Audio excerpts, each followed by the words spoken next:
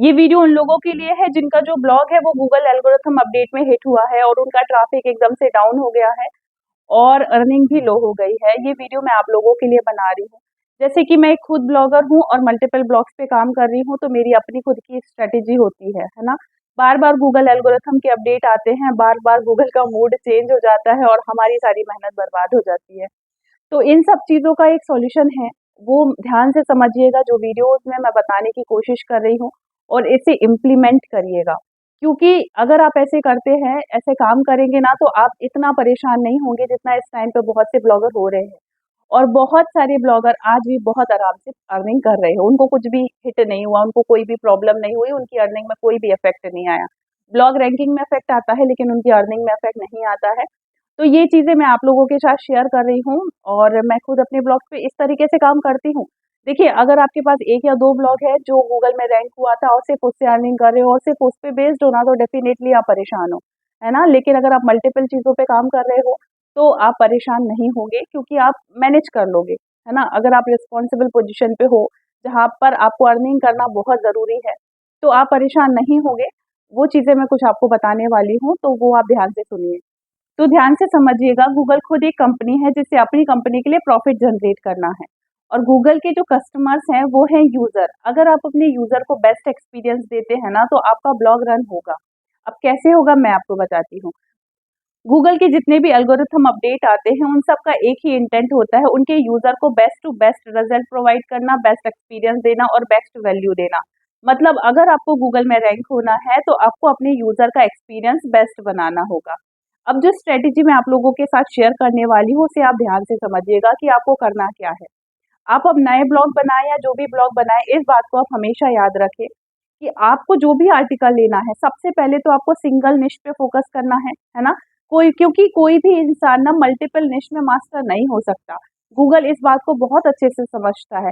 अगर मुझे ब्लॉगिंग पे इंटरेस्ट है, नॉलेज है और मैं ब्लॉगिंग पे वर्क कर रही हूँ तो मैं आपको ब्लॉगिंग के बारे में ही ज़्यादा अच्छे से बता सकती हूँ, ना कि share market and crypto currency के बारे में। हर इंसान की अपनी एक निश होती है, अपना एक इंटरेस्ट होता है और एक्सपीरियंस होता है और वो उसी फील्ड में काम कर सकता है। तो गूगल इस बात को समझता है कि एक मल्टीपल ब्लॉग में और एक सिंगल निश ब्लॉग में कितना डिफरेंस होता है ना? अगर आप एक इंडिविजुअल ब्लॉगर है, अगर आपके पास टीम नहीं है, तो आपको सिंगल निश में काम करना है। अगर आप एक सिंगल निश में काम करोगे तो आपको मल्टी निश से ज़्यादा बेनिफिट मिलेगा। तो आपको अपनी निश फाइंड कर लेनी है ना? एक प्रॉपर निश निश रिसर्च का कोर्स मैंने दिया है, उसमें भी आप देख सकते हैं मेरी मेथड निश फाइंड करने की कैसी है और मैंने इवन यहाँ पर वीडियोस भी बनाई है रिसर्च निश रिसर्च से रिलेटेड, उनमें भी उनको देखकर भी आप अपने ब्लॉग के लिए निश फाइंड कर सकते हैं। आपको एक निश फाइंड कर लेना है, वो निश अब मैंने सारे फैक्टर्स उसमें कंप्लीट कर लिए हैं, मैं आपको नहीं बताऊंगी कैसी निश होती है, वो आप एक निश फाइंड कर लीजिए, जैसी मैं फाइंड करती हूँ वही समझती हूँ कि वैसी आपके पास एक निश है। उस निश को फाइंड करने के बाद आपको क्या करना है, आपको जितना 100% आप दे सकते हो, जितना क्वालिटी आर्टिकल आप लिख सकते हो, जो भी आपने टॉपिक चूज किया है उस टॉपिक पे आपको कंप्लीट सेटिस्फाइड करना है आपके यूजर को। अब आप मुझे एक बात बताओ, बहुत सारी चीज़ों से रिलेटेड एज अ यूजर आप भी गूगल पे सर्च करते हो आपकी क्वेरीज, आप किस तरह का रिजल्ट चाहते हो? आधा अधूरा कॉपी पेस्ट स्पैमिंग टाइप का? नहीं ना, आपको भी एक एक्यूरेट रिजल्ट चाहिए। फॉर एग्जाम्पल अगर आपको कोई बीमारी हो गई है तो आपको चाहिए कि उसका जो एग्जैक्ट सॉल्यूशन है मुझे मिल जाए, या फिर आप कोई चीज़ सीखना चाहते हो और आप उसको ब्लॉग पे सर्च कर रहे हो तो आप चाहते हो ना कि उस चीज़ से रिलेटेड आपको करेक्ट इन्फॉर्मेशन मिल जाए। तो जब एज अ यूजर आप एक सही इन्फॉर्मेशन को सर्च कर रहे हो तो as a blogger it's your responsibility कि उस टॉपिक पर आप कंप्लीट इन्फॉर्मेशन लिखे, है ना? उस कंप्लीट इन्फॉर्मेशन का मतलब जो आपके यूजर के लिए कंप्लीट जानकारी दे रही है। आपको एकदम क्वालिटी आर्टिकल लिखना है, उस आर्टिकल से रिलेटेड और भी जितने वैल्यूएबल आर्टिकल होते हैं उन पर आर्टिकल लिख के आपको इंटरनल लिंक करनी है। मतलब कि जब कोई यूजर उस पोस्ट पे आए तो कम से कम 2 से 3 पेज व्यू विजिट करे। इससे क्या होता है, इससे आपकी ब्लॉग की रिलेवेंसी बढ़ती है। ठीक है? जब आपके ब्लॉग की रिलेवेंसी बढ़ जाएगी, आपने एक प्रॉपर क्वालिटी ब्लॉग तैयार कर लिया, इसके बाद आप गूगल रैंकिंग पे डिपेंड मत होइए। आपके पास आपकी खुद की ऑडियंस होनी चाहिए, चाहे आप यूट्यूब पे बनाए, फेसबुक पे बनाए, इंस्टाग्राम पे बनाए। आप अपने ब्लॉग का प्रमोशन करें।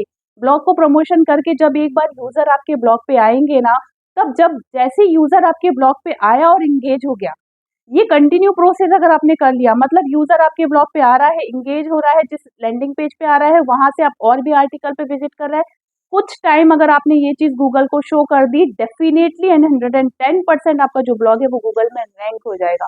कोई बैकलिंक की ज़रूरत नहीं है, यूज़र एक्सपीरियंस से बड़ी बैकलिंक कुछ होती ही नहीं है। मैं आपको बताऊँ, आज तक की लाइफ़ की जर्नी में मैंने बहुत कम बैकलिंक पे काम किया है, मैंने काम किया है यूज़र एक्सपीरियंस पे। एक बार यूज़र हमारे ब्लॉग पे आ जाए तो फिर उस ब्लॉग को उसे कंप्लीट इन्फॉर्मेशन मिलेगी और हम कुछ ऐसी स्ट्रैटेजी करते हैं जिससे वो अदर पेज व्यूज़ पे भी जाते हैं। देखिए, मैंने एक कोर्स बनाया है ₹1200 का। एक्चुअली ये कोर्स ना पहले ₹6000 का हुआ करता था, तब मैं सारे जितने भी ब्लॉगर थे ना, उनके सारे फ़ोन्स अटेंड करती थी, उनकी क्वेरी सॉल्व करती थी, यहाँ तक कि कई बिगिनर लोगों के तो मैंने वर्डप्रेस सेटअप तक करा के दिए हैं, डिज़ाइन करके दिए, आर्टिकल चेक करती थी, ये सब करती थी, मेंटरशिप प्रोवाइड करती थी।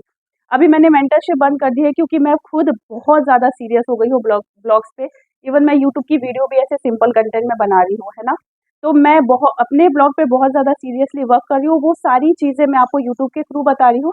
लेकिन कुछ लोगों का होता है ना कि जिनको बहुत डिटेल में जानना होता है कि भाई ये ब्लॉग है, ऐसा हमने किया है, ये रिज़ल्ट आया, ये केस स्टडी है, ऐसा करना है, बहुत डिटेल जिसको जानने की आदत है ना, उसके लिए ₹1200 का कोर्स है, आप जॉइन कर लो, यहाँ पर केस स्टडी के साथ आपको पूरी ब्लॉगिंग सीखने मिलेगी।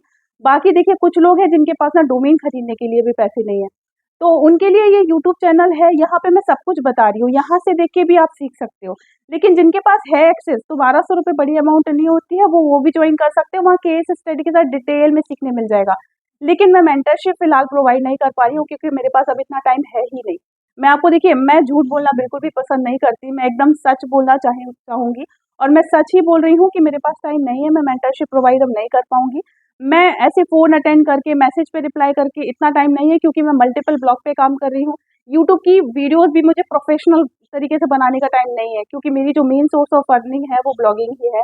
और ब्लॉगिंग में जो भी कर रही हूँ मैं यूट्यूब के थ्रू आप लोगों को बता दूँगी और जिनको बहुत डिटेल में जानना है वो मैं कोर्स के थ्रू बता दूँगी और ये सब मैं क्यों कर रही हूँ ये भी मैं आपको बता दूँगी। और मैं चाहती हूँ कि अगर ऑनलाइन अर्निंग करना चाहते हैं तो आप भी एक बिज़नेस ओनर बनें। कैसे बनना है वो सारी स्ट्रैटेजी मैं अपने चैनल में शेयर करूँगी। तो अभी तक आपने मेरे चैनल को सब्सक्राइब नहीं किया है, तो आप सब्सक्राइब कर लीजिए क्योंकि यहाँ ब्लॉगिंग और ऑनलाइन जर्नी से रिलेटेड बहुत इन्फॉर्मेशन आपको मिल जाएगी। Thank you.